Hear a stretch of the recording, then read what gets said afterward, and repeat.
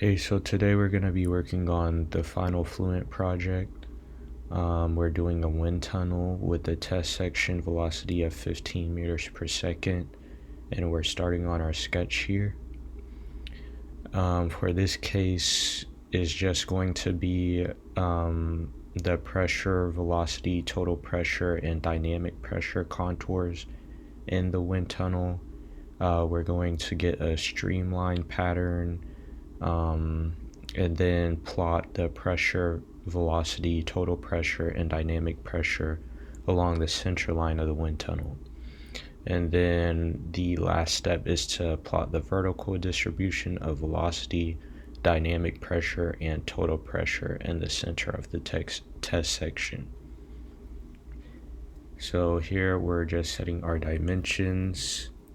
We set it to millimeters, but whenever we do the later cases, it's just going to be in meters for, to type in numbers easier.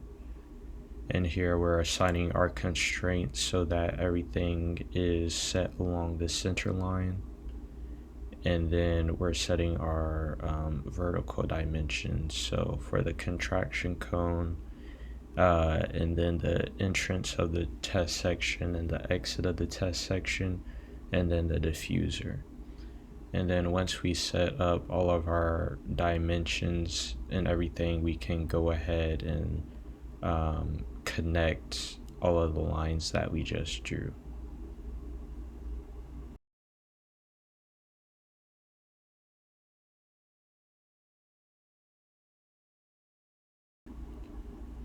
So right now we're going to go ahead and delete everything and then save this base sketch so that we can use it for the rest of our cases to avoid the extra work. And case B is going to be a cylinder, and case C is a very thin plate. So going back into our geometry, we're just generating the surface, and we can go ahead and start our meshing.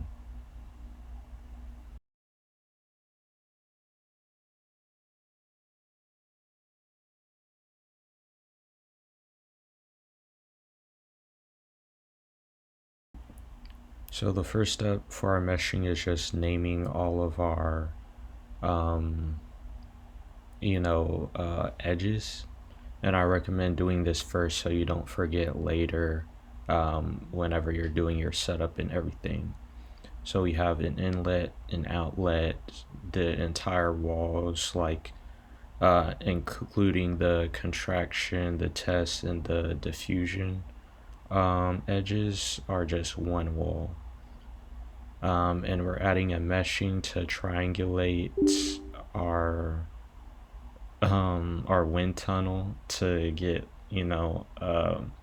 a better mesh for the simulation.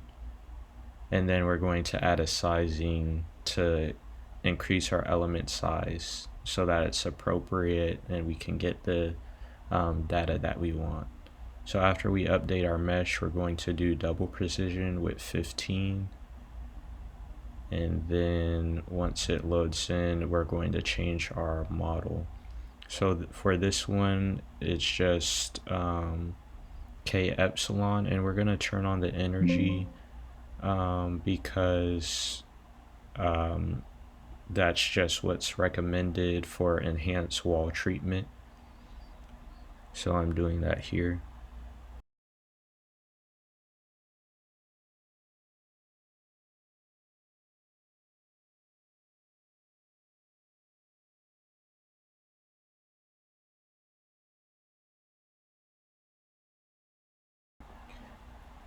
And then our calculated velocity for our inlet boundary condition is 5.625, and that was just calculated from the height of our test section, instead of just the entire, like our test section height is our characteristic height, and we can kind of base everything else off of that, and that will be consistent for all three cases.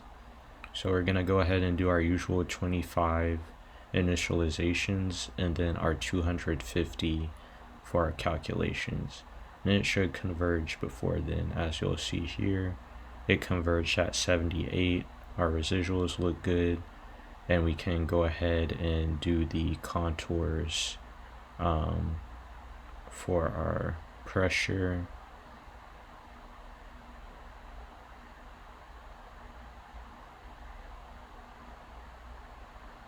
And you see here we have the high pressure at the inlet, which looks good, and then very low pressure where we kind of have the sharp edges. And then we have our velocity contour, and we have that blue at the edges to show the no slip condition. And we have the high velocity region in the center, and this is just our pressure, our total pressure.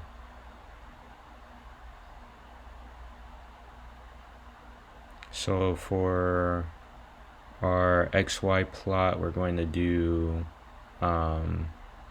like we have to create a center line because it's asking for the pressure, the total pressure, all of that along the center. So we do half of our test section height, and this is along the x-axis.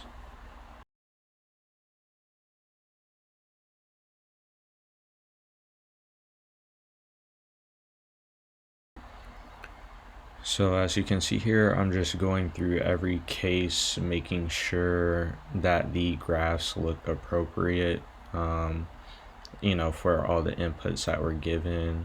Everything should be smooth. And you can just follow here to see what kind of graphs that I end up with.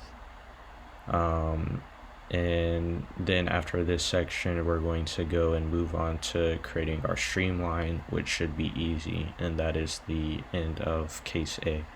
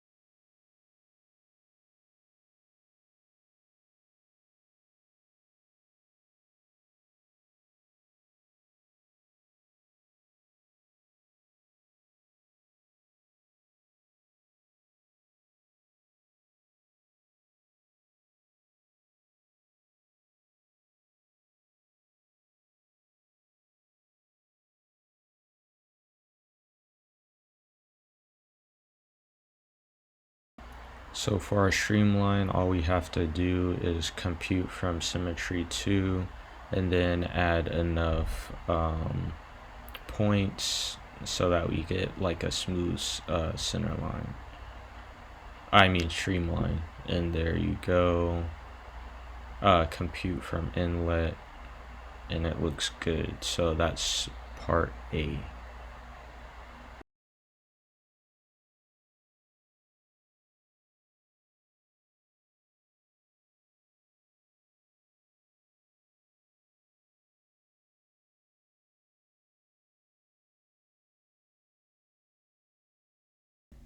So for case B, all we did, we just used that same sketch and added a cylinder, and that's 1/10 of the height of the test section. That's 0.06096 meters. And then after we generate the mesh, we're going to go into meshing and follow the same process, except we're going to be doing a triangulation, a sizing for the edge of the cylinder, and then a inflation.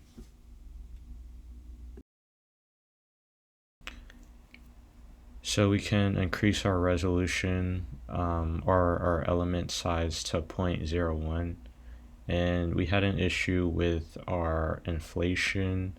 For some reason, we couldn't get to the 100 layers. We had to settle for 50, and our graph had like a little dip in it, but it's all right because we can export it to Excel and have that line smoothed out.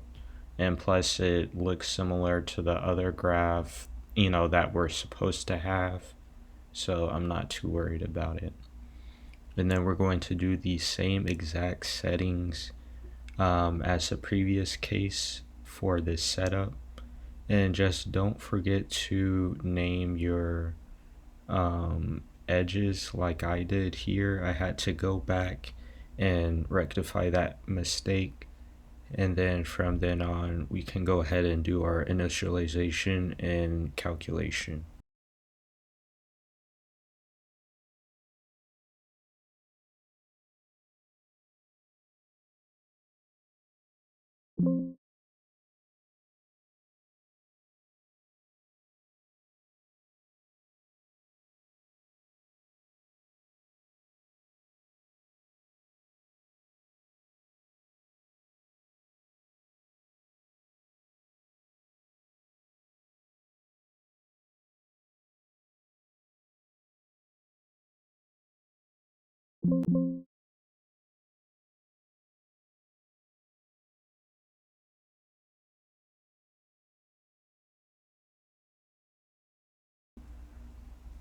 So we have a nice pressure contour, and then for our velocity, we have a no slip condition and a region of low velocity in the wake, which is what we're looking for. So for the XY plot, which is now our pressure coefficient distribution, you'll see what I was talking about here, where we have like a little bump in the graph, and it worked out. So we're going ahead to go to our setup, and it's the same exact settings as before. We're just gonna make sure all of our values are correct. All of our settings are how we want them to be, and then we're going to look at our contours and our graphs.